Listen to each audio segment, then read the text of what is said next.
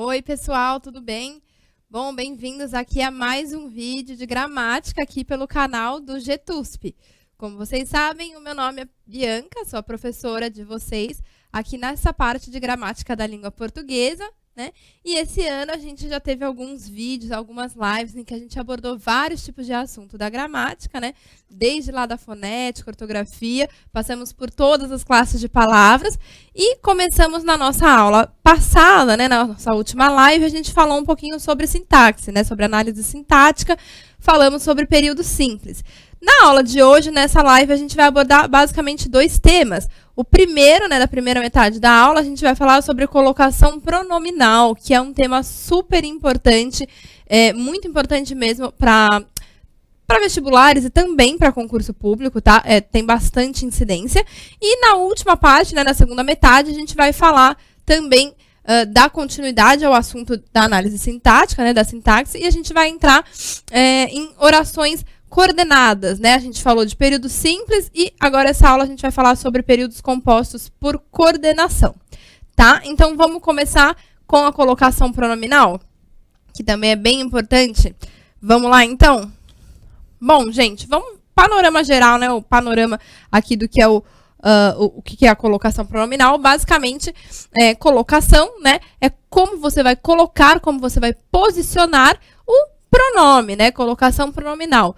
Que pronome, né? O pronome que acompanha um verbo. A gente vai ver que pronome que é esse.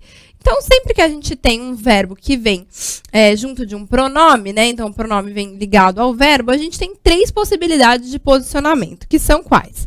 Bom, a primeira é o pronome vir antes do verbo, que é a chamada próclise. Esses nomes também são importantes, tá, gente? Porque, às vezes, uma questão pode falar, aqui ocorre próclise, ou é um processo enclítico. Então, os nomes também chatos, mas importantes, tá? Então, se o pronome vem antes do verbo, próclise. Pode ocorrer do meu pronome ele vir no meio do verbo. Eu separo o verbo, eu quebro o verbo no meio e coloco o pronome ali, que é a chamada mesóclise, né? E tem também a terceira possibilidade, que é de eu colocar o meu pronome depois do verbo. Então, primeiro o verbo, e aí depois eu coloco ligado ao verbo por meio de um hífenzinho, eu coloco o meu pronome, tá? É a chamada ênclise.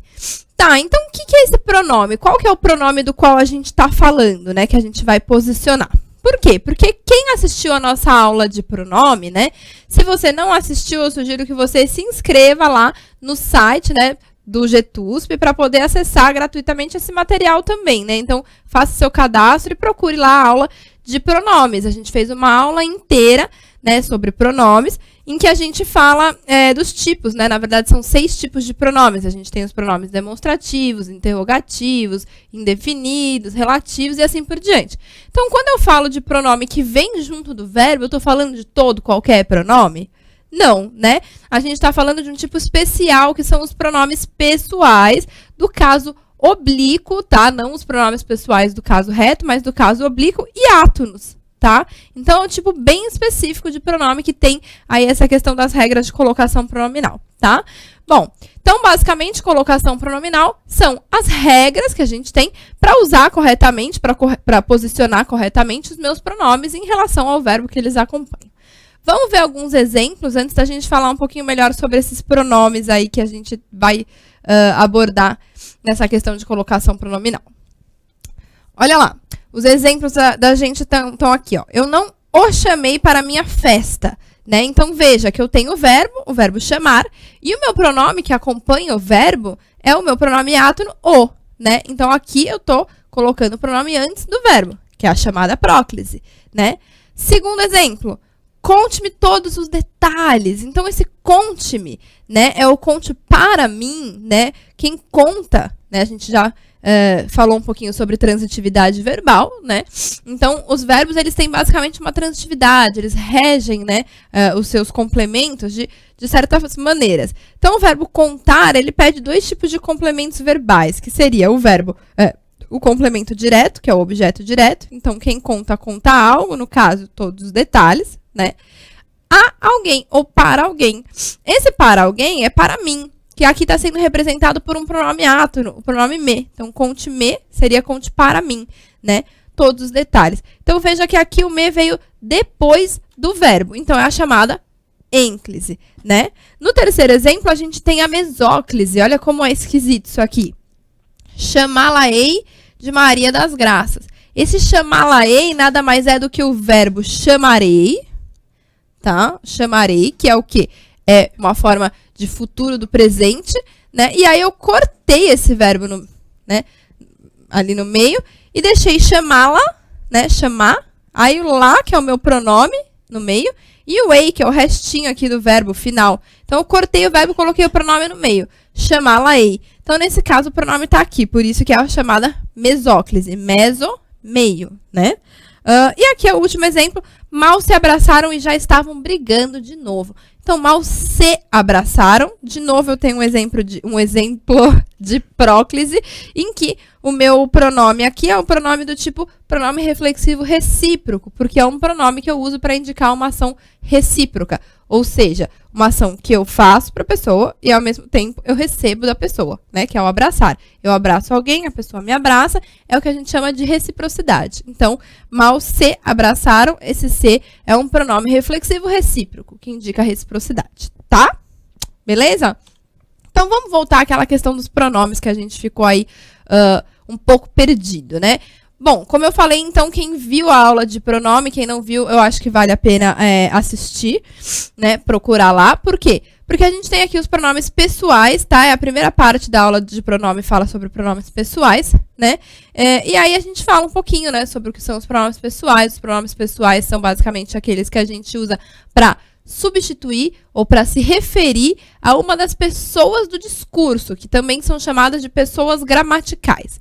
Então, o que é isso? Pessoas do discurso são as pessoas que estão ali, né, no discurso. Pode ser a pessoa que fala, que aí é a primeira pessoa, né, singular ou plural.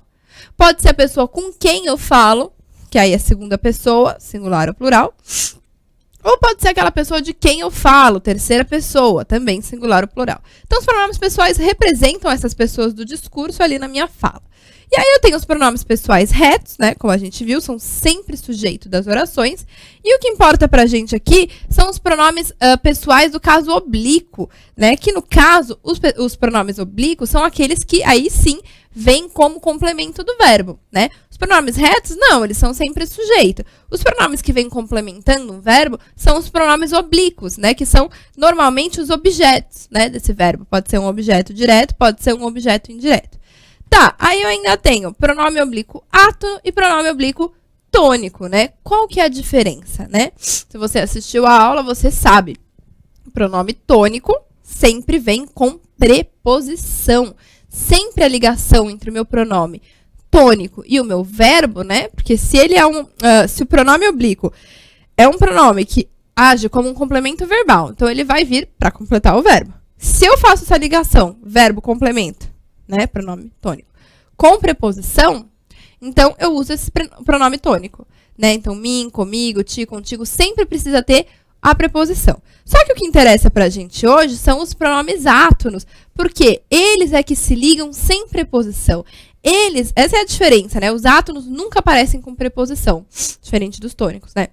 E eles, então, por se ligarem sem preposição ao verbo, eles ligam diretamente ao verbo.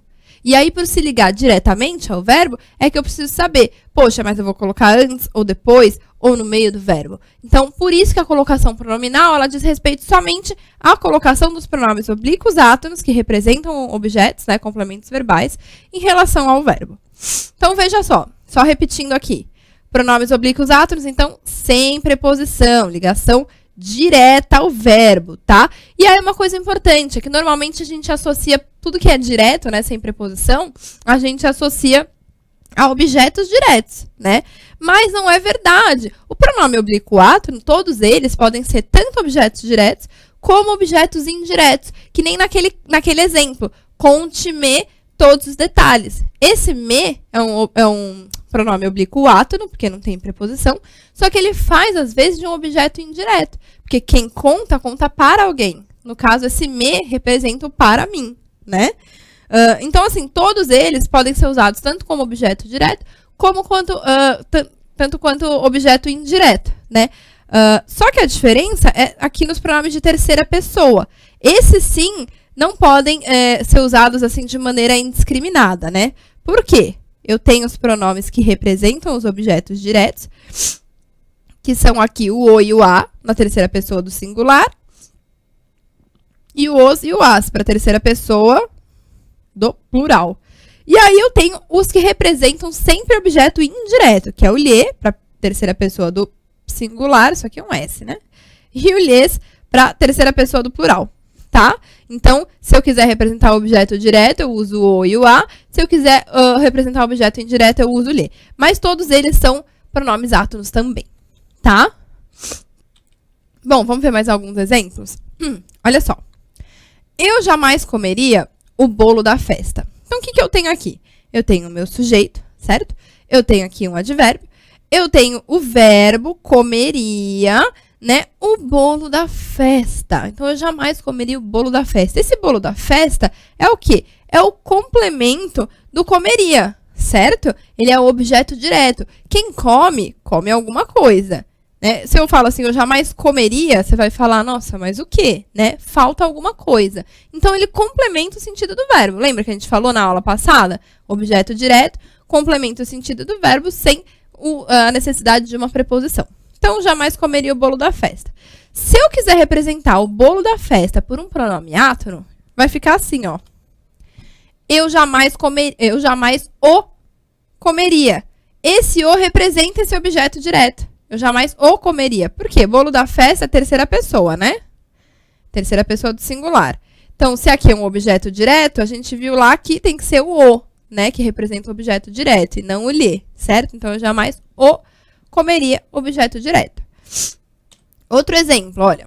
Contei os segredos para ti, né? O que a gente tem aqui? Uma preposição, né? Então, esse verbo contar, como a gente já viu, ele pede um objeto direto.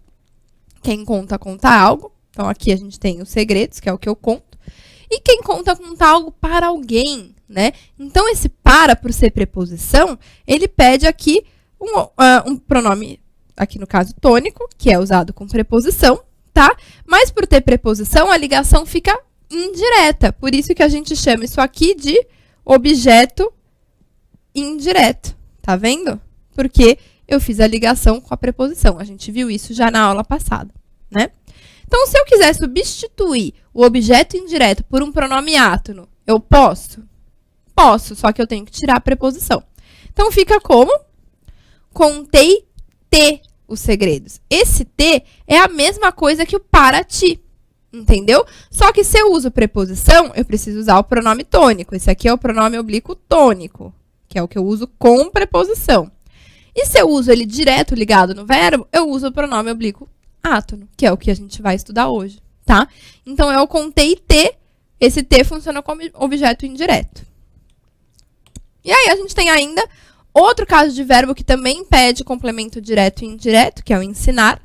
Então, quem ensina, ensina alguma coisa, que é meu objeto direto, para alguém, né? Aquele que é ensinado. Então, ao meu irmão, veja só, preposição, né? Quem ensina algo a alguém ou para alguém. Então, eu tenho a preposição. Então, por isso, ao meu irmão é objeto indireto, tá? Porque eu precisei da preposição para fazer essa ligação, né? E aí, como fica, então, se eu quiser substituir o objeto indireto por um pronome oblíquo átono, né? Contei, ó. Ensinar-lhe inglês. Por quê? Quem ensina algo a alguém, né? Esse alguém aqui não é que nem esse, que é segunda pessoa.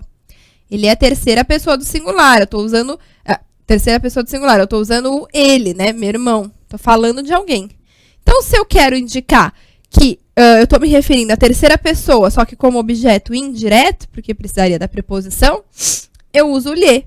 É o pronome átono de terceira pessoa que indica que é um objeto indireto. Então, ensinar-lhe inglês. Veja que aqui eu tenho um exemplo de mesóclise, que eu coloquei o meu pronome átono bem no meio ali do verbo, tá? E nós vamos, então, entender agora quais são as regras para usar próclise, mesóclise e também a ênclise, né? Então, quando que eu vou usar a ênclise? Como que eu formo a ênclise, que tem esse jeitão esquisito no meio do verbo? Então, a gente vai aprender tudo isso nos próximos blocos. Então, eu vou fazer uma pausa rapidinho e a gente já vem para ver todas as regras aí da próclise.